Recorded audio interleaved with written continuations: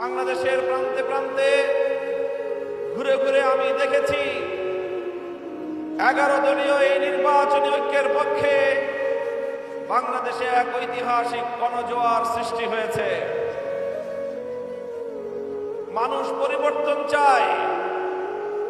71-এর যে মহান মুক্তিযুদ্ধ সংগঠিত হয়েছিল, জালিমের বিরুদ্ধে মজলুমের লড়াই, যেখানে মানুষের ইচ্ছার অভিপ্রায় ছিল বাংলার মানুষের ভাগ্যের পরিবর্তন হবে, বাংলার মানুষ তাদের অধিকার ফিরে পাবে, বাংলাদেশে বৈষম্যহীন এক সমাজ গড়ে উঠবে, বাংলাদেশের মানুষ আধিপত্যবাদী ব্রিটিশ বেনিয়া এবং পশ্চিম পাকিস্তানি খান পাঠানদের 200 বছরের বৈষম্য, জুলুম এবং লাঞ্ছনার বিরুদ্ধে মুক্তিযুদ্ধের মধ্য দিয়ে দেশকে স্বাধীন করার পর তারা আশা করেছিল এ দেশীয় শাসকরা মানুষকে তাদের সম্মান, মর্যাদার অধিকারটুকু দিবে।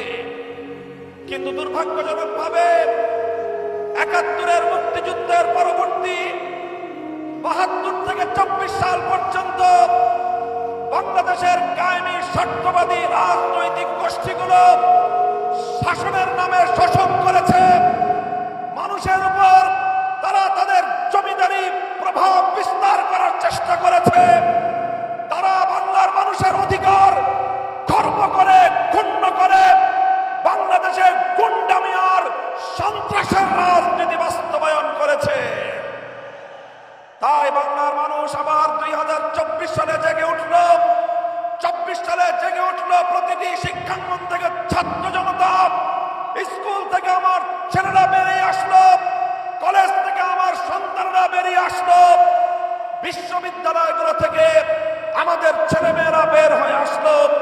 আলিয়া মাদ্রাসা, কওমি মাদ্রাসা, সব ভেদাভেদ ভুলে গিয়ে রাজপথে তারা জড়ো হলো। আমার তরুণ ছাত্র জনতা তিতুমিরের লাঠিয়াল হয়ে বাংলার রাজপথে আবার তারা জমিদারি প্রথার বিরুদ্ধে, রাজাগিরি, বাবুগিরির বিরুদ্ধে তারা বিদ্রোহ ঘোষণা করল। 24-এর ঐতিহাসিক বিপ্লবের পর এখন দেশের মানুষ আর পুরাতন সেই বস্তা পচা রাজ পরিবারে, বাংলাদেশের দুটি রাজ পরিবারের হাতে বাংলার মানুষ তাদের ভবিষ্যতের ভাগ্য বন্ধক দিতে প্রস্তুত নয়। তাই আজ বাংলাদেশের জাগরণ সৃষ্টি হয়েছে। শুধু জাগরণ নয়, এক মহা জাগরণ তৈরি হয়েছে। ধর্ম বর্ণ নির্বিশেষে এদেশের মানুষ বিশ্বাস করে 11 দলীয় নির্বাচনী ঐক্য, এই ঐক্য গঠিত হয়েছে কোন নেতার ভাগ্য পরিবর্তনের জন্য নয়। এই ঐক্য গঠিত হয়েছে কোন দলকে ক্ষমতায় নেওয়ার জন্য নয়। এই ঐক্য গঠিত হয়েছে কোন জোটের স্বার্থ সিদ্ধির জন্য নয়। 11 দলীয় নির্বাচনী ঐক্য গঠিত হয়েছে বাংলার 18 কোটি মানুষের কাছে তাদের অধিকার বুঝিয়ে দেওয়ার জন্য। তাই আজ এই গণজোয়ার, এটা দেখে অনেকের মাথা খারাপ হয়ে গিয়েছে। এখন তারা পাগলের মতো প্রলাপ বকতে আরম্ভ করেছে। কি করবে তারা দ্বিধাহীন, তারা দ্বিধাদ্বন্দ্বে ভুগছে।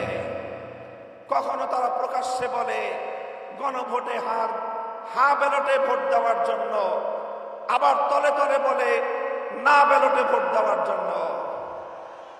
14 গ্রামের মানুষের কাছে আমি প্রশ্ন করতে চাই, কেউ প্রকাশ্যে এক কথা বলে, তলে তলে আরেক কাজ করে, সেই জাতীয় মানুষকে আপনাদের দেশে কি বলে?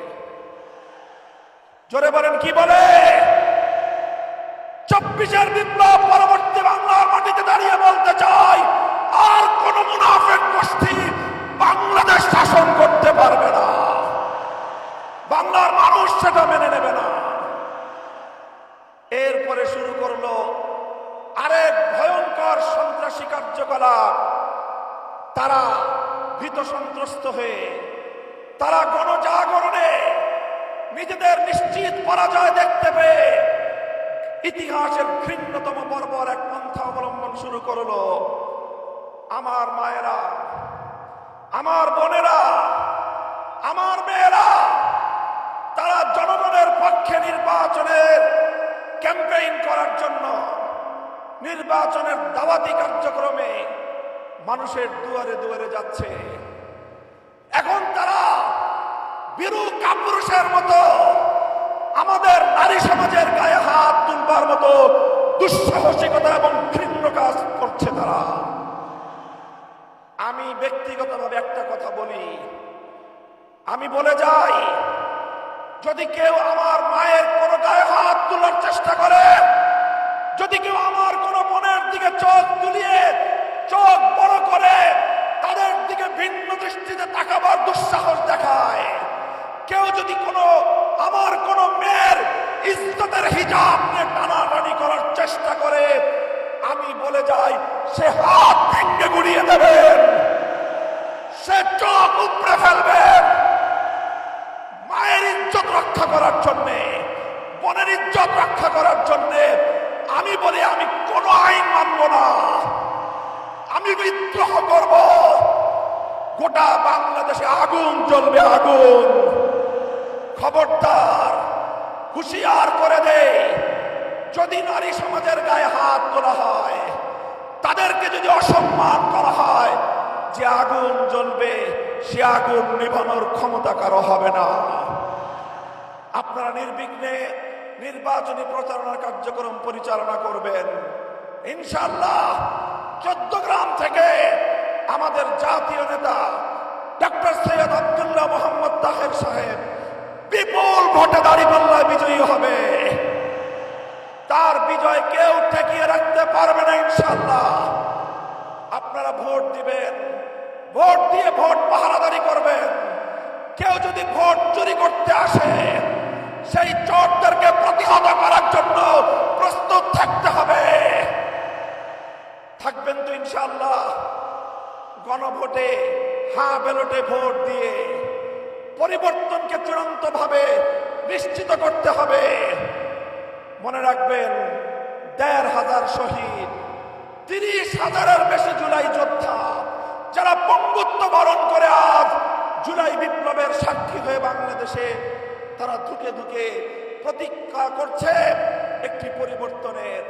যদি আমরা সেই পরিবর্তন আনতে না পারি, জাতি হিসেবে আমরা গাদ্দার জাতি হিসেবে পরিচিত হয়ে যাব।